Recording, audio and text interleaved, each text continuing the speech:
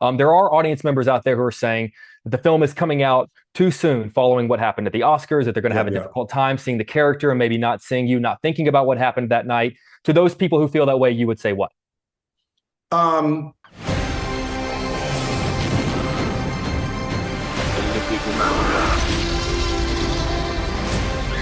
Where we're going, we don't need roads. Mr. Smith, Mr. Fuqua, an honor to see you both again. How are you today? Pleasure, Jay. How you Jay. doing, buddy? I'm doing so well. The film is absolutely phenomenal. I know you have a busy day, so I appreciate you taking the time. I'm going to jump into this. Mr. Smith, I'm going to start with you. I would imagine the decision as an actor to play a slave comes with a lot of consideration, to really decide as a man and an artist if you want to put yourself through that. Famously, 10 years ago, you turned down the chance to play Django for Quentin Tarantino. So I'm curious, what did this film and this role offer you that Django just didn't? You know, I don't want to speak specifically to Django. It's you know, I love the movie. At that time, there were a lot of things around it. I can say why I did choose this one. And Emancipation was not a movie about slavery. It was a movie about freedom. And it was not a movie about revenge. It was a movie about the power of faith and love.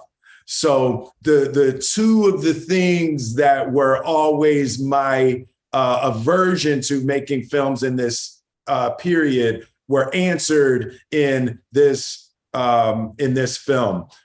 This is not a slave movie. This is another thing. Antoine has made something different.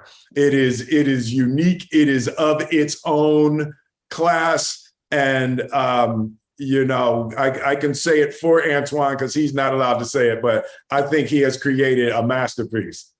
And it's honestly, I was telling someone, I think it's Antoine's the best work of your career, sir. And so, Mr. Fuqua, I do want to say, when you make a film like this and you're submerging yourself in the tragedy of slavery, even though it is about a lot of other things, I would imagine as a human being, we want to make sure as a filmmaker, as an artist, as an audience member, that we never become numb to seeing some of the things that we see on this film. How do you make sure, what do you need to do to make sure that you do not become desensitized to the sort of things that we're seeing in a film like this? You know, I think it's always trying to find the truth, you know, in the moments, because if you're trying to live in truth with an open heart when you're making a film like this, you feel it. There's no way around it. You know, you feel the atrocities, you feel the pain and the suffering, you feel the inspiration, you feel the love for family. You know, the hardest thing as a filmmaker is day to day, knowing all the secrets, obviously knowing where you're taking the movie, is also being open to know that you don't know the moment, right? When I turn on the camera and say action and Will starts to perform as Peter, there's a magic and there's a feeling that happens in these moments, even in the battle scenes. And the goal is always to feel it, you know? And I think you can't get lost and you can't get numb if you remain with an open heart and you try to live in the truth in those moments. And that's what the goal was for us. I think that's why the film works as well as it does. Mr. Smith, you know, an actor's job is to disappear, to ensure that we no longer see them, that we see the character that they're playing. There are audience members out there who are saying that the film is coming out too soon following what happened at the Oscars, that they're going to have a difficult time seeing the character and maybe not seeing you, not thinking about what happened that night. To those people who feel that way, you would say what? You know, I feel like that's the type of thing that you know, you would say before you sit in the movie theater. I think the work that Antoine has done and all of the artists involved with this film, I would hope that the importance of the story and the importance of Peter rise above those feelings and emotions. You know, it certainly has been a difficult last few months, and I would just hope that these spectacular artists who have come together on this project. I would hope that they would not be penalized for a few horrific moments of indiscretion on my part.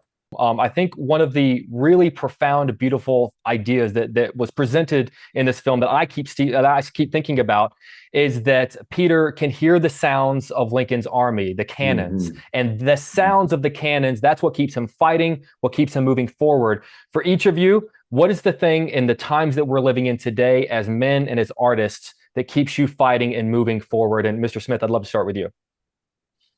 That's a really good question. You know, in playing Peter, and it was interesting that the playing of Peter, you know, led into this last few months of my life, and there was a new idea that came through. It's the ability to have an open heart in hell is the only way to be here.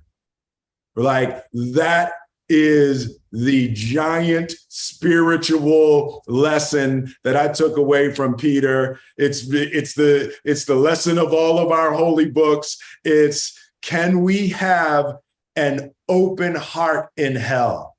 And for me, when I look at Peter and when I see humans who have learned how to do that, that is the North Star for me. You know, that's the sound of the cannons that I'm following, that I will purify my heart and I will purify my mind and purify my actions to the point that I can sit comfortably with my heart wide open in hell. That's beautiful. They're giving me the wrap, but Mr. Fuqua, it would be horrible if I didn't get to hear your answer to this question. It'd be God and family. God and family keeps me going, moving forward. You know, constantly trying to be a better person and to try to tell stories that are inspiring and figure out what my real mission is on this planet. You know, I don't think I got here just by accident. I believe in, as Will always used to say to me, divine order, and it's something that I'm supposed to do. And maybe this is it, just to inspire people to move forward, to move forward without hate, maybe move forward with love, you know, but it would be God and family for me. Fair enough. Gentlemen, this is genuinely one of my favorite films of the year. Favorite sounds like a weird word, but it's just such a beautiful film. It's an honor to speak with both of you. Good to see you guys. Thank you, Jake. Appreciate you, man. Thank you. Chi-Town in the house.